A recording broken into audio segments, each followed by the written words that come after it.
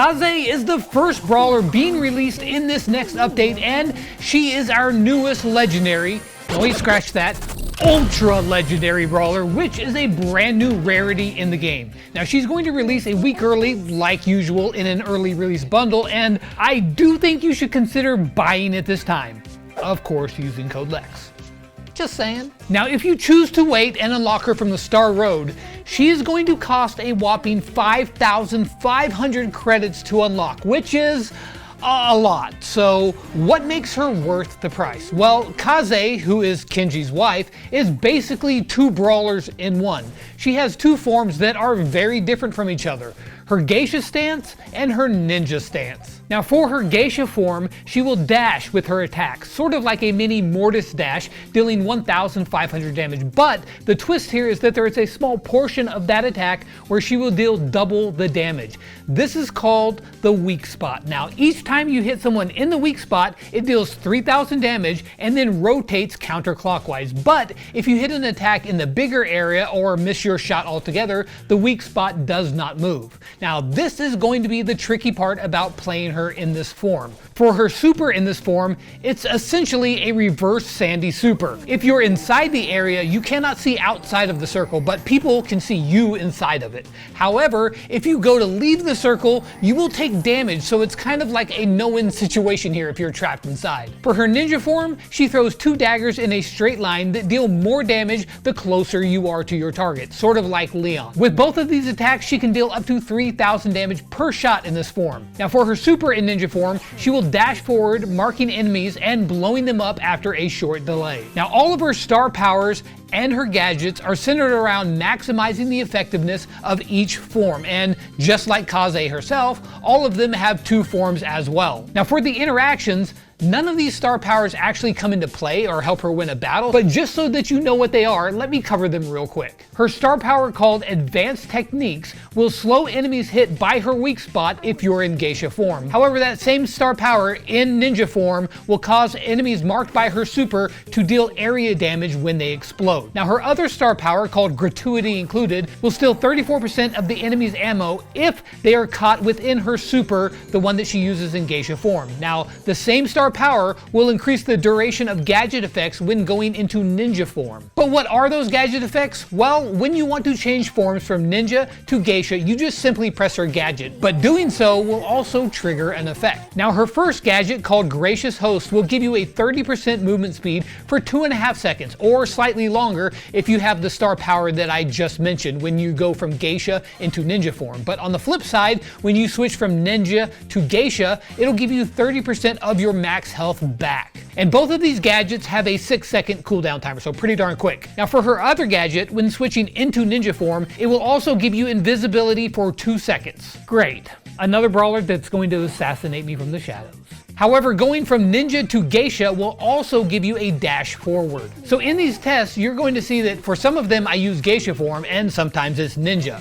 The thing that you really need to know here is that other than a couple of times, it doesn't make a difference in the interaction. For example, here's one with Rosa. While in ninja form, she only unloads 3 shots, but it deals better consistent damage. However, in Geisha form, she gets off 4 shots, but the damage is mixed between big shots and normal shots. And in the end, the result is the same. So without further ado, let's see how she does going up 1v1 against every brawler in Brawl Stars, starting out with the big boys, the tanks. Now the tanks are infamous for shutting down brawlers in this test, but Kaze, she just might have something to say about that. Now her ninja stance is probably the one you want to use against these brawlers, so that's what we went with. But against these first 4 brawlers, it really doesn't matter too much, as they are just way too tanky and they deal way too much damage for her to handle. Jackie shows no mercy and shuts her down, and Frank, well, I mean, did we really expect her to beat him? BB and Ash are both barely able to take her down, and poor Hank, well, he ends up losing because of his slow shot build-up speed.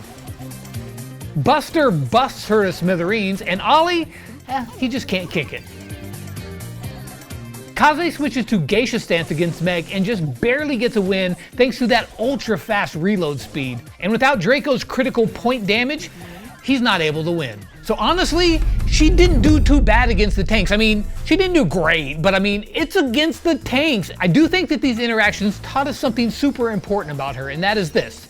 she can do some wild burst damage, but it quickly falls off over time, especially in ninja form, kind of like Leon. That means that in a real game, she will be able to completely walk over brawlers that have already taken some damage, like we just saw. But it wouldn't be too wise to go toe-to-toe with tanks at full health. Now, while in ninja form, if a tank comes at you, you could get in some damage and then super through them to safety and then watch them explode from a distance, which would be pretty fun. Okay, so she did pretty good against the tanks, all things considered, but what about the other burst damage kings and queens, the assassins? Starting out, well, she wrecks Stu, but then she gets shut down by Edgar and his self-healing. Sam has way too much health and she faces the same problem with him as she did with the tanks. Shade, however, he can't get his damage done fast enough. But both Mortis and Buzz, well, they get to show her how it's done as they walk away with a win.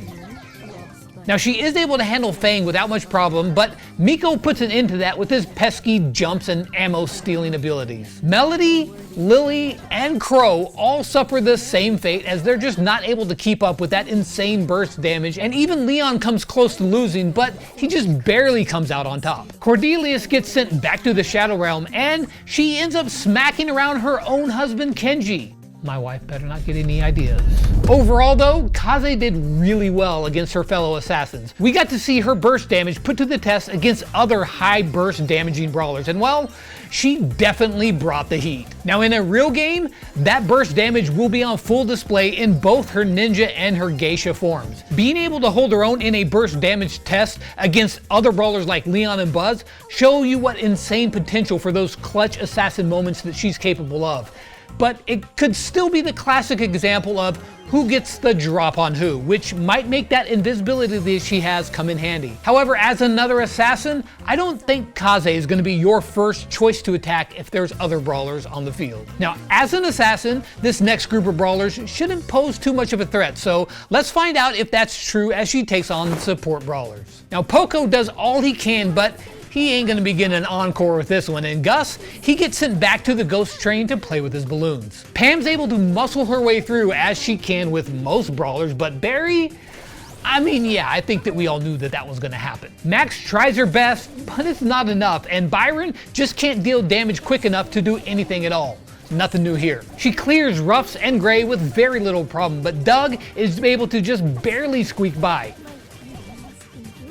However, Kit's claws are no match for Kaze's fans, and he goes down without much of a contest. So that does it for the support brawlers, and honestly, I don't think that this is much of a surprise for you. She's able to destroy most of them without very much effort at all. And as we're all finding out here, her strength is definitely in her damage potential. I mean, she is an assassin, so duh. But this also means that, just like most assassins, she struggles a bit in the health department. I mean, she doesn't have a really low health, but it's not a bunch, and she definitely falls short with her reload speed, at least in ninja form. But when you can just tear through enemies in a millisecond, do those weaknesses really matter that much? Now, there is some positive side for the support brawlers, and that is that other than her ninja form and her super with that, she really can't approach you real fast, but if she does get close to you, you're gonna be in a world of hurt and you're gonna be looking for your teammates to support you, because if not, well, back to spawn you go. And speaking of brawlers that she can burst down, next we have the controllers. Now, as we just learned,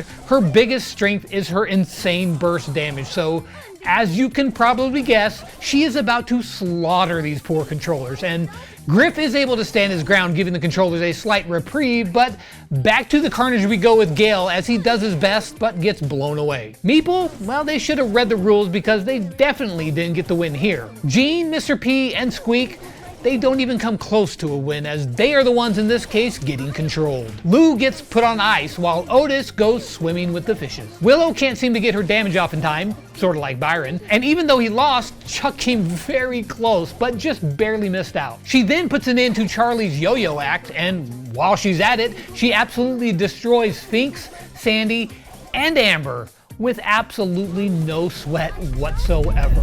That was brutal. 17-1, and she made them all look like a bunch of pushovers. So the reality of her insane damage is starting to solidify itself. So unless you're a tank, it's probably best to stay far away from her, and in a game, the controllers will stand a chance if they do just that and seriously mind their range and position. But if you slip up, then make no mistake, Kaze will be there at your feet with daggers or fans ready to help you realize the error of your ways. Now, being able to destroy the competition with control brawlers is one thing, but what about the damage dealers? Starting out is Shelly, and honestly, I was a bit shocked at how close it actually was. Nita and Colt can't handle the burst damage that Kaze puts out, but 8-Bit, with all of his health, manages to get a win. But again, it was shockingly close. Rico doesn't stand a chance, and Carl can't even get his pickaxe back in time. Lola gets her ego crushed, but Pearl manages to turn up the heat and get a win. Although once again, it's real close. Now Tara manages to pull out an ace, but Eve learns the hard way that eggs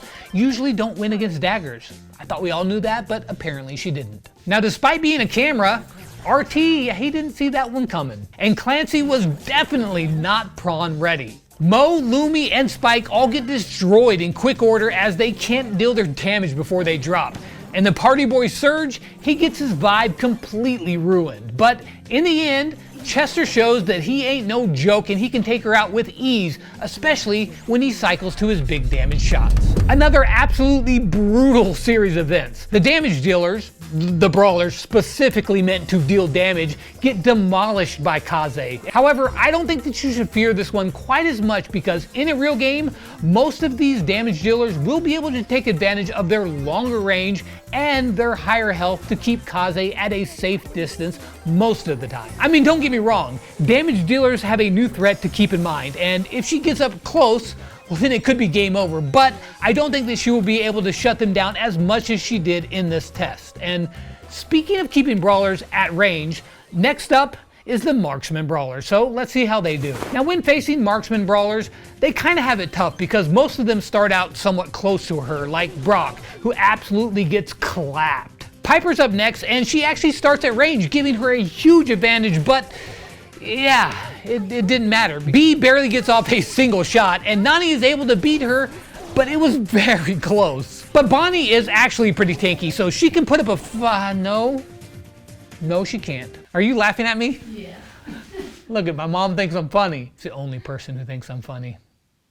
Then we see Belle, who gets robbed of any chance of winning. Kaze handles Mandy and Maisie with ease, and Angelo, well, we all know how long it takes to get his shots off. Janet tries her best, but when you're facing off against burst damage like Kaze, a few musical notes, it's just not enough. Once again, absolutely brutal matchups. Kaze makes them look like they were absolutely nothing, with Nani being the only exception. But yeah, they didn't stand a chance, like, at all. But this should come as no surprise because, as we all know, finding yourself up and close with an assassin as a marksman is never going to be a good thing. But again, just like the damage dealers, if it were a real game, they would fare much better because of their range and their abilities to get away in a pinch. But up close and personal, there's just no chance. And if the marksman went out like this, I think that we all know what's going to happen with the throwers. Now the first thrower to start us out is Barley, and to the surprise of nobody, yeah, he doesn't stand a chance. Next is Dynamite, and he goes out with a bang, and even poor Tick can't get his damage off before he gets turned into a pile of scrap. Grom does his best, but ends up dead like the rest, and Larry and Lori put up a decent fight, but in the end, it doesn't even matter. Which kind of sounds like a song? She takes out Sprout without even having to try, and even Juju stands no chance and gets decimated. But really, were you surprised by that? I mean, yeah, probably not. They're artillery brawlers, and they usually do get dominated in these tests, and against an assassin brawler?